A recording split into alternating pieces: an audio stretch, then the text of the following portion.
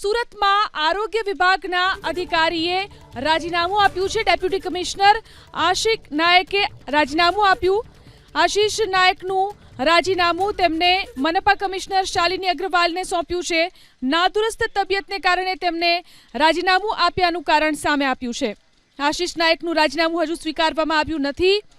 આરોગ્ય વિભાગના ડેપ્યુટી કમિશનરે રાજીનામું આપ્યું છે। સુરતમાં આરોગ્ય વિભાગના ડેપ્યુટી કમિશનર આશિષ નાયકે રાજીનામું આપ્યું। મનપા કમિશનર શાલિની અગ્રવાલને તેમને પોતાનું રાજીનામું આપ્યું છે। નાદુરસ્ત તબિયતને કારણે તેમને રાજીનામું આપ્યું હોવાની વાત કરી છે। સુરતમાં આરોગ્ય વિભાગના અધિકારીએ રાજીનામું આપ્યું છે। ડેપ્યુટી કમિશનર આશિક નાયકે રાજીનામું આપ્યું। આશિષ નાયકનું રાજીનામું તેમને મનપા કમિશનર શાલિની અગ્રવાલને સોંપ્યું છે। નાદુરસ્ત તબિયતને કારણે તેમને રાજીનામું આપ્યાનું કારણ સામે આપ્યું છે। આશિષ નાયકનું રાજીનામું હજુ સ્વીકારવામાં આવ્યું નથી।